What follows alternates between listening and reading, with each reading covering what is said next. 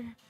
Nasan man may dalawa, tatlo ang nagkatipon, Panginoon. Ikaw ay narito, Father, na dininig mo, Panginoon, ang sinasabi namin, Father, ang aming pinag-uusapan, Lord. We declare your goodness, your faithfulness, oh God, sa prayer meeting na to, Lord. And Father in heaven, we thank you dahil parami ng parami, Panginoon, ang a-attend, O Lord, ng prayer meeting, O Lord. Ito ang katapusan ng pagkaroon ng katamaran, Father, O God. We thank you, Lord. We command our body to bless the Lord.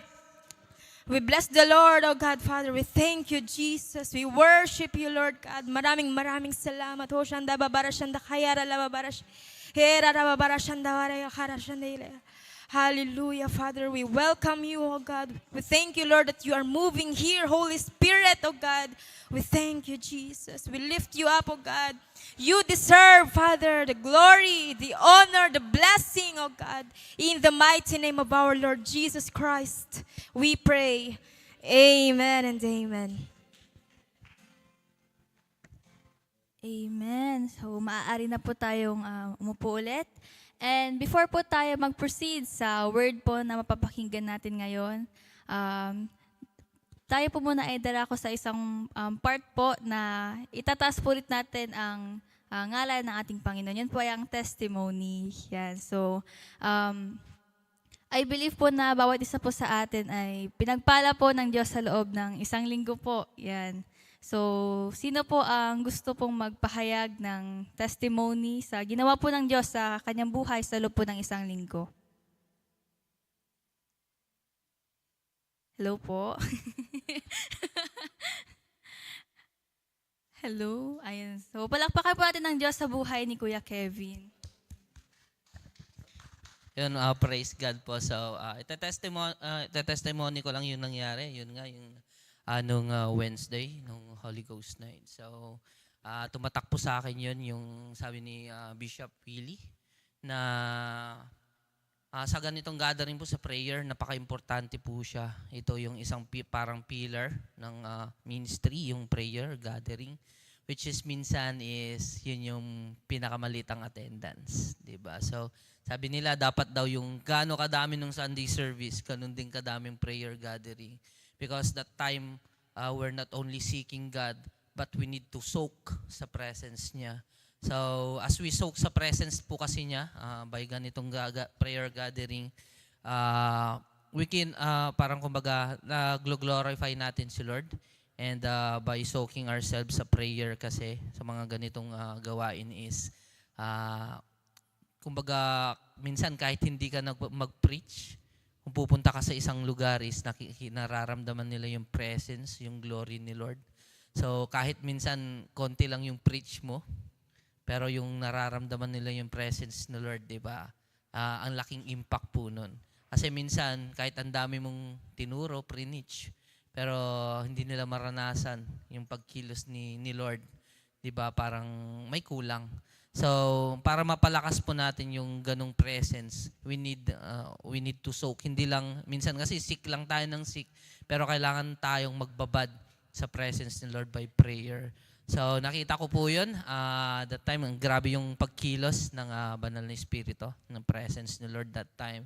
So, tunay nga na napaka-importante yung ganito. So, we encourage everyone, yung mga nakikinig po online, na we encourage po na dapat mga ganitong prayer gathering po, hindi lang po tayo Sunday nakikita. Sunday service nakikita. Even prayer gathering kasi kumbaga ito po yung time na magpapalanginan, magpapalakasan, magbababad tayo sa presence ni Lord. So, paalala po sa lahat na we need to attend always sa prayer gathering. So, yun po yung isang pinaka-importanting gawain natin bilang mga Christian. Yun lang naman po, and glory to God. Amen. Yan. So, kaya na po may bumubulong din po sa akin kanina, magte-testimony daw po. So, Ate Princess, halika na po dito.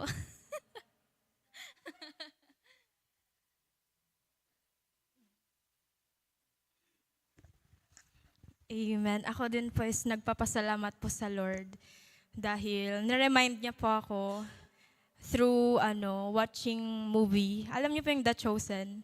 Binalikan ko po yung noon, tapos niremind ako na I saw you under the fig tree.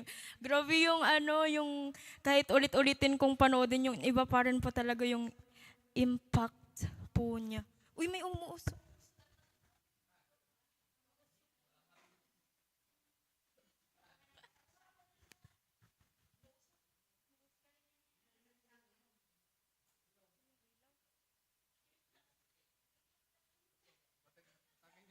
Ayun po, saksak.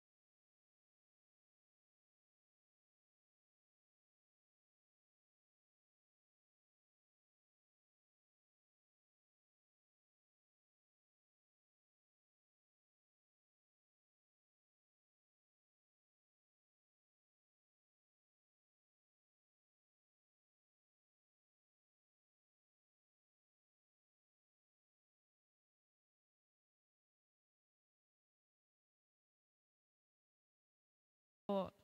Ang basihan lang po natin kapag may achievement po tayo or may nagawa po tayo like something na gusto nating makita ng iba pero hindi po napapansin, di ba po? Pero nakikita 'yon ng Panginoon. So doon po ako na-remind na wala man or may nakakakita man sa ginagawa natin, andiyan po ang Diyos na nakikita yung laman ng puso natin. So ayun po, grabe po yung nakaka-bless po yung bawat part ng movie doon, nakaka-touch po talaga. Maiiyak ka kahit na napanood mo na yung yung ano po, habang kanina po na may inaayos po ako kanina sa taas.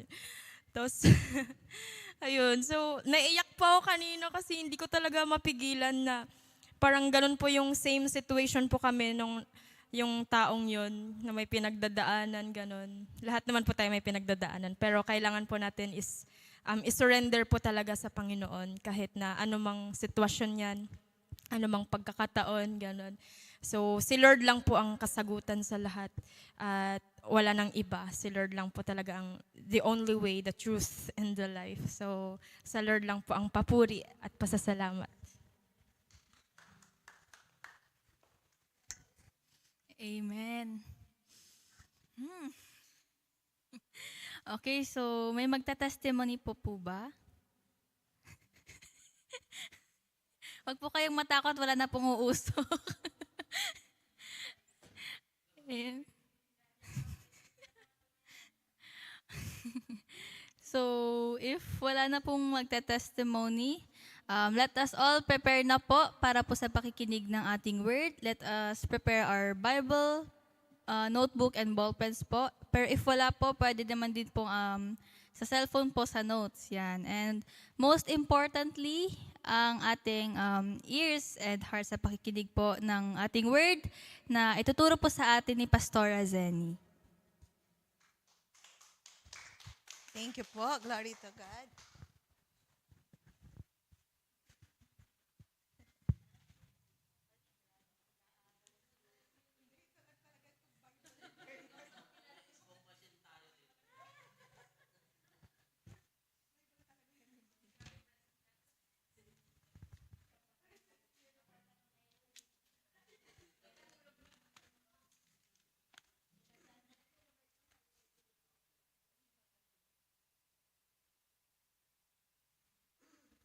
Praise the Lord. Isang mapagpalang gabi po sa ating lahat. Hallelujah. Glory to God.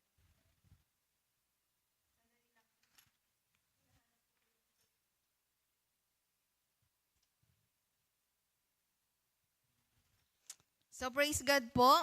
Ating pag-aaralan po ngayon ang buhay po ni Bartimeo na matatagpuan po sa Mark 10:46.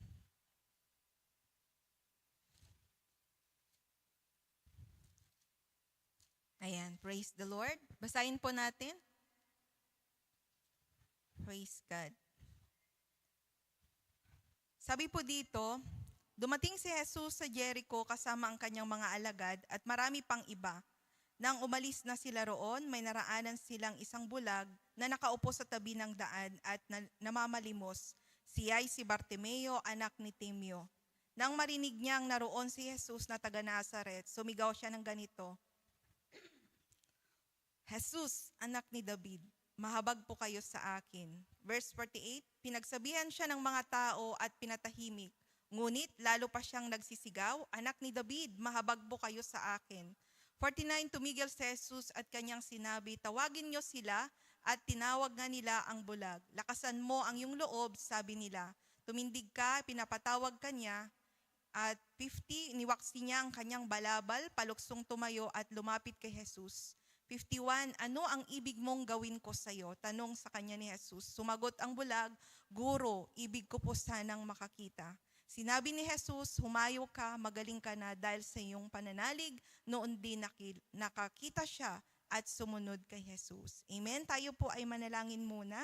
Father, we thank you, Father God, sa gabi pong ito, Panginoon. Lord, naniniwala kami, Father God, that your presence, O Lord, ay nasa kaming kalagitnaan. Paanong pangako mo that 2 or 3 God in your names, you are there in our midst, Father. Salamat sa presensya mo, Father God. Salamat sa mga salita mo na aming pag-aaralan, Panginoon, sa gabing ito na kiniklaim po namin sa pangalan ni Jesus na ito, O God, ay tumanim sa aming puso. Lalo pang mag-increase ang faith namin sa iyo at lalo pa kami, Panginoon, na magkaroon ng kauhawan, Panginoon, O Diyos. Lalo na, Panginoon, O God, yung pagtitiwalay buong puso namin na maibigay sa iyo, Panginoon. At magkaroon, naniniwala kami, as we have faith on you, Panginoon, magkakaroon ito ng resulta. Magandang resulta at para yun sa aming kabubuti, Panginoon. We worship you. In Jesus Christ we pray. Amen. Praise God. Hallelujah. So sa gabi pong ito, hallelujah, tandaan ho natin that dito po sa ating, sa kwento po ni Bartimeo, tandaan ho natin na kapag ang Diyos, yung presensya ng Diyos ay nariyan, amen? Amen po ba? Ang atmosphere po ay nababago, amen? At ang anointing ng Diyos talagang kumikilos, may miracles na nangyayari, yung puso po natin nababago, amen? Ang mga tao nagkakaroon ng, nakakatanggap ng direksyon sa kanilang buhay, even yung mga may sakit ay gumagaling. Amen po? At sa kwento pong ito ni Bartimeo, so bawat isa po siguro sa atin, alam na tong kwento ni Bartimeo. Actually, lagi ko tong kiniklaim sa prayer ko, yung sabi ng Panginoon doon na, ano ang ibig mong gawin ko sa'yo? Lagi kong kiniklaim yon, kaya gustong gusto ko ito. So, heto po yung ano ko dito. So dito po, ang ano po dito sa verse 46, sabi niya doon, dumating si Jesus sa Jericho kasama ang kanyang mga alagad at marami pang iba. Nang umalis na sila roon, may naraanan silang isang bulag. So ang bulag pong ito ay si Bartimeo. Bartimeo na anak ni Timeo. Amen? Okay, praise God. Hallelujah. So makikita po natin doon, amen, ang title po is Real Faith, Get Result. Tingnan ho natin yung talagang tunay na pananampalataya ni Bartimeo dito. Bakit? Ang tawag doon, yung nagkaroon ng resulta, yung pananampalataya niya sa Panginoong Jesus. Okay? So si Bartimeo po, siya po ay anak ni Timeo. Amin po ba? At sabi doon sa 47, sabi niya doon, nang marinig niyang naroon si Jesus na taga Nazaret, sumigaw siya ng ganito, Jesus, anak ni David, mahabag po kayo sa akin. Okay po? So dito po, number 1, amen po ba? Kumapit po siya doon kung sino si Jesus. Ang ano ho dito, nung narinig ni Bartimeo na si Jesus ay daraan doon, amen? Si Bartimeo, bulag po siya. Di po ba, hindi nakakita? Ano po ba ang attitude ng bulag? Tingnan natin ano attitude ng bulag. Madali po silang maniwala. Actually, may ano po ako doon, may kwento ako nung nagtatrabaho ako. Kasi doon po sa, ano po talaga ng pinsan ko noon, kasi nagtitinda po kami doon sa store po nila. Marami pong bulag doon na sa harapan po nila. Alam niyo po yung mga bulag na yon, dinadala sila everyday po doon. And then alam mo yung mga bulag, ang galing nilang magkwento. Kapag may narinig sila, yun na yung pag-uusapan nila. Pag may naririnig sila, yun ang pag-uusapan. Talagang, alam niyo po yung, di ba ang bulag, matalas ang pandinig. Oo, matalas yung pandinig nila. At kapag may pinakinggan, at talagang ano naman, talagang yun yung talagang pinapaniwalaan ho nila. Amen? At nung time na yon, si Bartimeo, narinig niya na dadaan doon si Jesus. Amen? Dadaan ang Panginoong Jesus. Alam niya, marami na siyang narinig patungkol kay Jesus. Amen?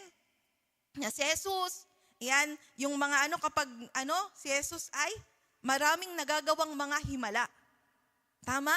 Marami siyang nagagawang himala. Yung mga may sakit, gumagaling. Yung mga walang, paningin, nakakakita. Amen po? Okay. So, nung time na yon, nung narinig ni Bartimeo na dadaan, aalis na ang Panginoon Jesus doon sa Jericho po dadaan si Jesus doon. Ano ang sabi niya? Doon sa 47, sabi niya, Jesus, anak ni David, mahabag po kayo sa akin. Sabi po niya doon po ang lakas-lakas siguro nung sigaw po niya. Amen? Amen? Praise God. And then 48, anong nangyari? Pinagsabihan po siya ng mga tao at pinatahimik. Ngunit lalo pa siyang nagsisigaw. Amen? So makikita po natin doon, amen po, yung number 2, talagang anong ginawa niya? Pinilit niya. Amen? He persists despite hindrances. Pinilit pa rin niya. Amen? Despite sa mga hindrances, despite sa mga sinasabi ng tao na, oy, wag kang maingay. Diba? Sabi po doon. Sabi niya doon, tumigil. Ano sabi niya? Sandali. Sabi niya, pinagsabihan siya ng mga tao at pinatahimik. Pero, sabi niya, lalo pa siyang nagsisigaw. Amen? Yung miracles na ito, amen? Kung tayo po, amen po ba? Amen po ba? Katulad po ni Bartimeo, si Bartimeo talagang kahit na anumang hindrances na yun, pinapatahimik siya, pero anong sabi niya? Anong sabi ni Bartimeo? Sabi niya, anak ni David, mahabag kayo sa akin, lalo pa siyang nagsisigaw. Amen. Kaya nga po kapag yung miracles, amen po ba, ang miracles na ito, kailangan talaga ipaglaban ho natin. Amen? Kung gusto natin ng miracles, ipaglaban po natin yan. Amen po? Katulad ni Bartimeo. Amen po ba? Kasi even ang demonyo, kapag maalam niya na may miracles na darating sa'yo, anong gagawin ng demonyo? Hahadlangan niya yan. Para yung kailangan mo ay hindi mo matanggap. Anong gagawin niya? Ang dami niyang ipapadala. Amen? Ngayon, si Bartimeo, anong ginawa niya? Lalo pa siyang nagsisigaw. Amen po ba? Your miracle is worth fighting for. Amen po? Hallelujah. Okay. Pero tandaan ho natin na dapat alam natin kung sino yung tinatawagan ho natin. Dapat kilala ho natin kung sino. Amen? Kung sino yung tinatawag. Si Bartimeo, bulag, pero alam niya yung time na yon. Time na niya. Amen po ba? Moment na niya yon. Opportunity na niya yon. na makakamtan niya yung pangangailangan po niya. Kaya nga sabi niya, Jesus or Son of David, mahabag po kayo sa akin. Ang lakas ng sigaw niya. Amen po ba?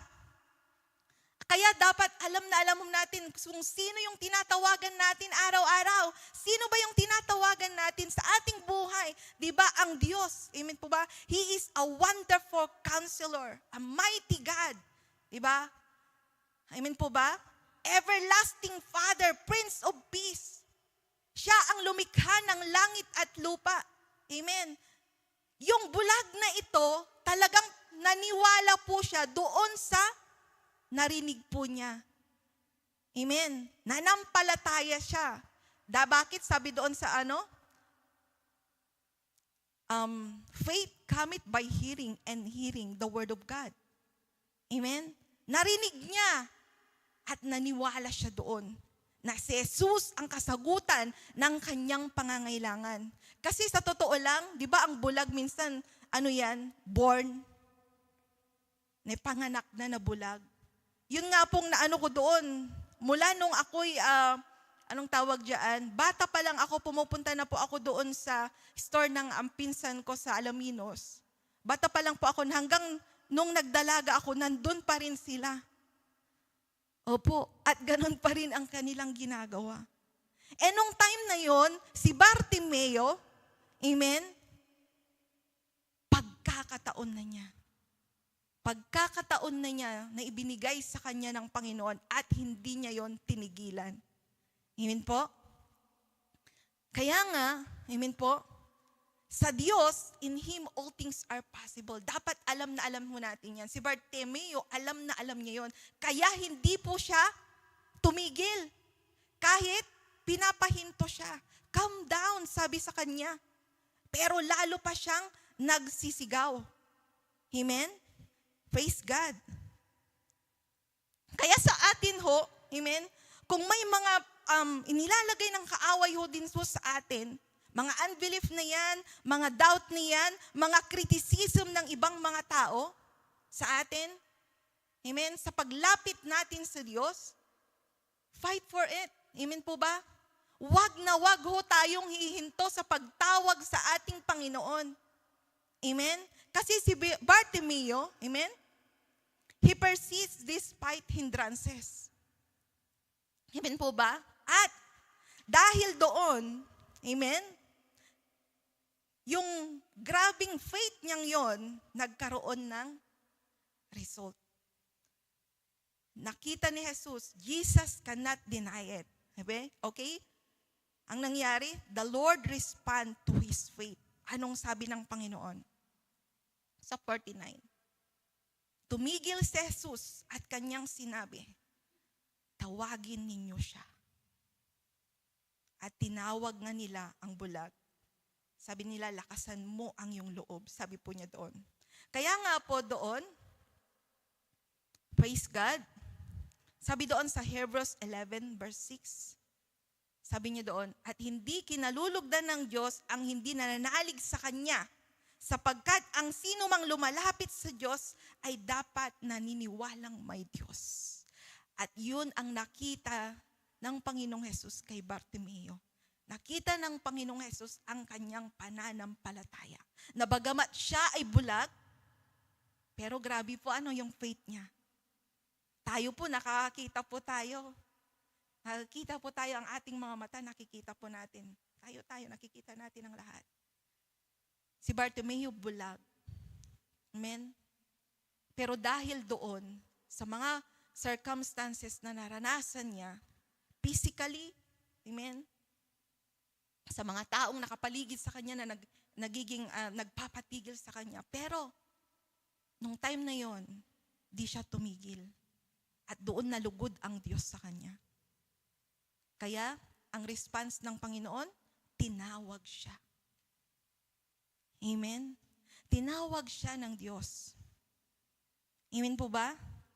Praise God. Hallelujah. At anong ginawa ni Bartimeo nung tinawag siya? Okay, ito pang yung Hebrews 11:1. Sabi niya, tayo'y may pananalig kung magtitiwala tayong mangyayari ang mga inaasahan natin. Di ba? Makikita po natin ito sa buhay ni Bartimeo. Amen po ba? Hebrews 11:1, ulitin ko.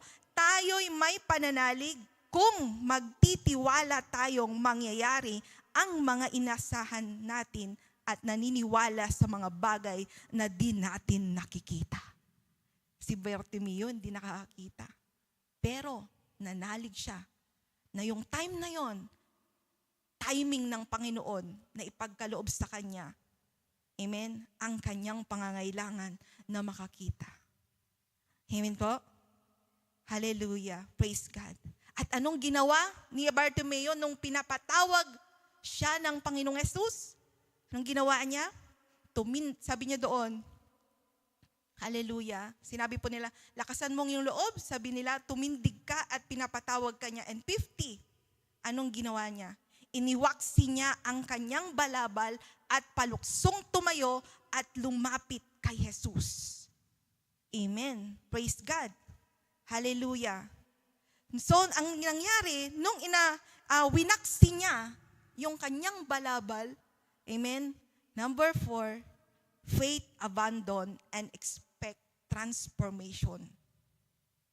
Amen. Nandoon yung nag-i-expect nung time na yon si Bartimeo na magkakaroon siya ng transformation. Amen. Pagbabago, nag-expect siya ng pagbabago ng kanyang kalooban, pagbabago ng kanyang problema, ng kanyang kalusugan, iyon yung kanyang mga mata. Amen. Nag-i-expect siya na yung pagiging beggar niya. Kasi yung balabal na ito, di ba alam ho natin, na yung balabal, dala-dala na niya, noon pang bata pa po siguro siya, hanggang sa buhay na niya yun. Amen. Hallelujah. At nag-e-expect si Bartimeo ng kagalingan sa Diyos. Amen. Kaya nung inalis niya yung balabal niyang yun, amen, talagang nanampalataya siya na hindi kailanman, hindi na siya babalik doon. Amen po ba? Kaya napakahalaga po talaga sa ating Panginoon yung pananampalataya ho natin. Amen? Kaya nating iwaksi ang lahat, kaya nating alisin ang lahat, basta lamang kay Lord. Kayang-kaya nating mag-sacrifice dahil tinawag ka ng Panginoon na gawin mo yon. Amen po? Hallelujah. So yun yung ginawa ni Bartimeo. Iwinaksi niya, inalis niya lahat, inabandon na niya yung daladala niyang balabal na ito. Kaya nga po kapag na kay Kristo na ho tayo, anong nangyayari? Nung tinanggap natin si Jesus, 2 Corinthians 5:17, if anyone is in Christ, he is a new creation. The old has gone and the new has come. Nagkakaroon tayo ng buhay na ganap. Naging wholeness, naging buo po tayo dahil kay Kristo. Yun ang nangyari kay Bartimeo. Amen? Hindi na niya pinanghayangan yung kanyang balabal na yun. Iwinaksi na niya. Amen po ba? Hallelujah. Paluksong tumayo at lumapit kay Jesus. Hindi na siya nagdalawang isip. Amen. Kaya kapag tinawag tayo ng Panginoon, huwag na tayong magdalawang isip pa.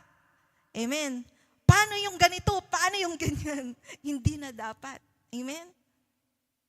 Dahil ang ating Panginoon, amen, siya ang source ng lahat sa buhay ho natin. Siya yung makakapagpabago sa atin. Wala nang iba. Sa totoo lang po, testimony ko po. Glory to God. Kung titingnan ko po yung sarili ko noon at ngayon, malayo po, malayong-malayo na. Kasi noon ako yung taong ma-pride.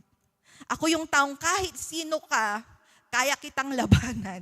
Kaya ko sigaw-sigawan kita. Pero praise the Lord. Kasi even yung, sabi ko nga kila nanay, testimony ko sa kanila, yung tawag dyan, yung teacher ko noon sa college, pinahiya lang niya ako. Ay, sabi lang niya, biniro lang niya ako. Ay, nahulog yung mga mo. Sabi niya, yung binder ko kasi nahulog. Ay, talagang sinigawan ko siya. Saan dito ang nahulog, sir? Ganon ako talagang sigawan ko siya. Saan dito ang? Tapos, alis ako sa klase niya. Pag pupunta man ako noon sa klase niya, hindi ako nakikinig. Hindi ko siya inaanuhan. Ganon ako noon, mayabang ako sa sobrang yabang. Siguro kung hindi pa ako nabago, baka kung may mag-ano sa akin, wala akong paki, sasagutin kita ng sisigaw-sigawan kita. Ganon. Kasi ganon ako lumaki. Ang mga magulang ko, ang kinakatakutan ko lang noon, si daddy ko. Pag titingnan na niya ako, alam ko na mali ako. Pero kapag ibang tao, hindi. Kahit sino yan. Kaya kung ngayon, kung titingnan ko yung sarili ko ngayon, kahit sigaw-sigawan mo ako dyan, hindi ako sisigaw sa'yo. Kaya sabi ko, Lord, salamat kasi hindi makikita ko talaga na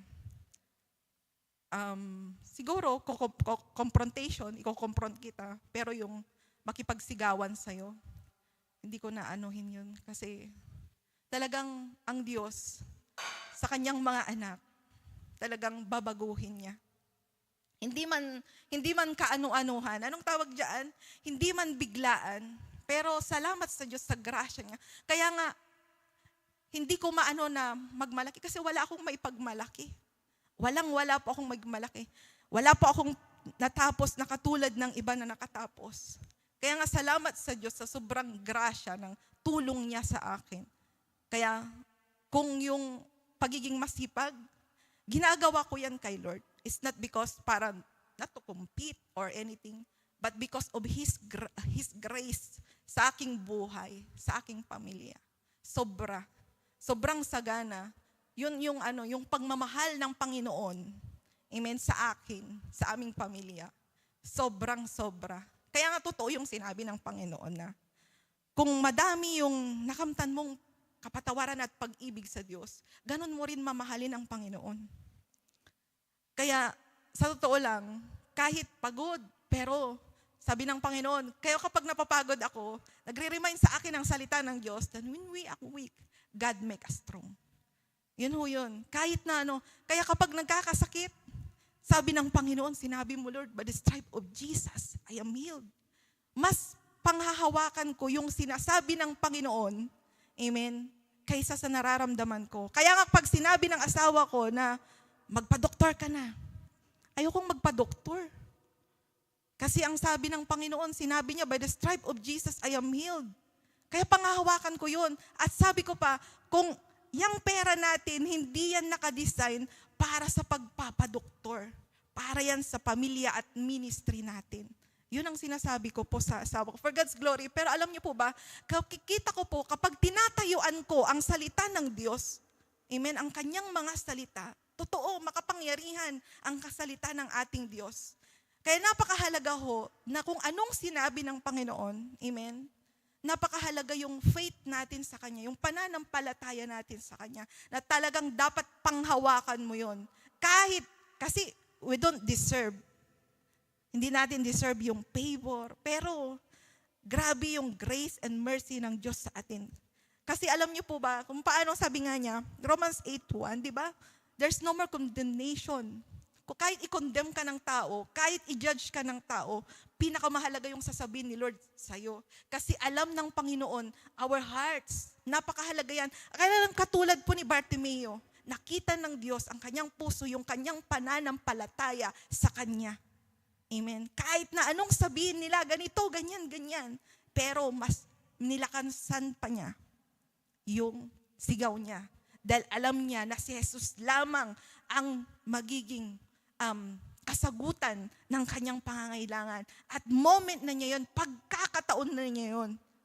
Siguro ang tagal-tagal na niya yun na nandoon. Ano ho?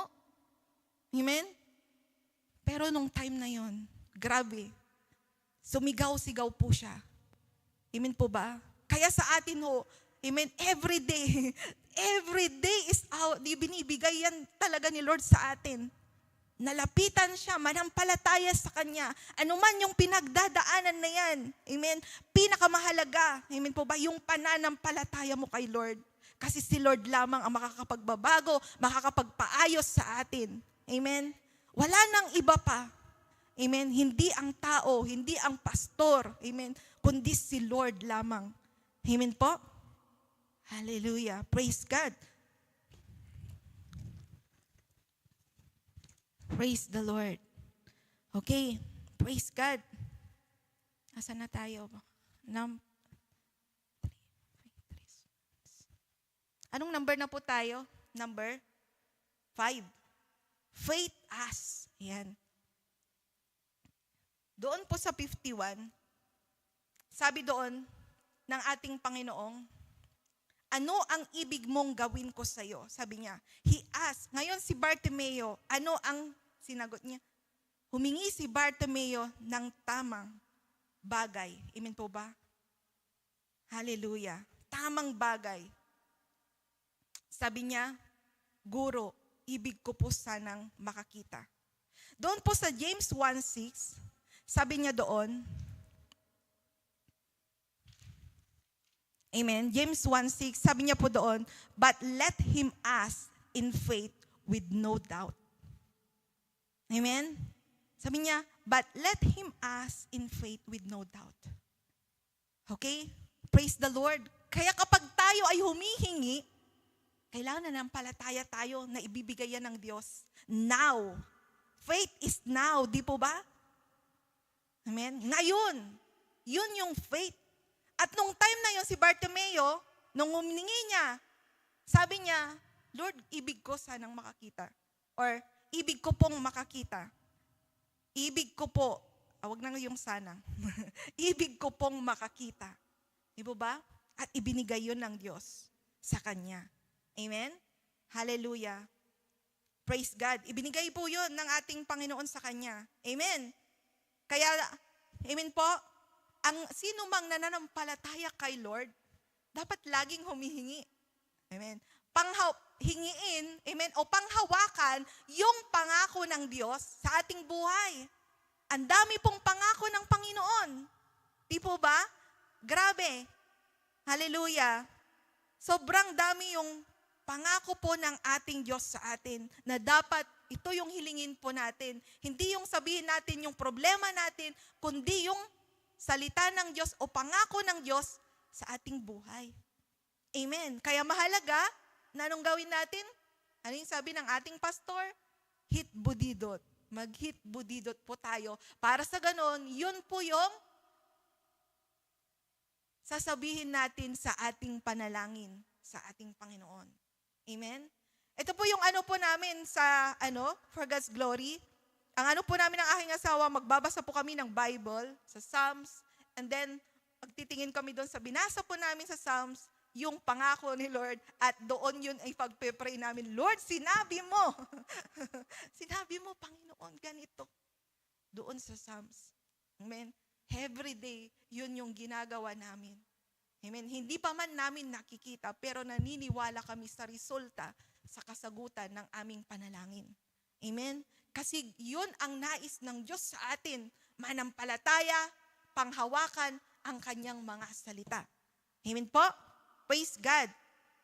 And number 6, sa verse 52, sabi po doon, sinabi ni Jesus, humayo ka, magaling ka na dahil sa iyong pananalig.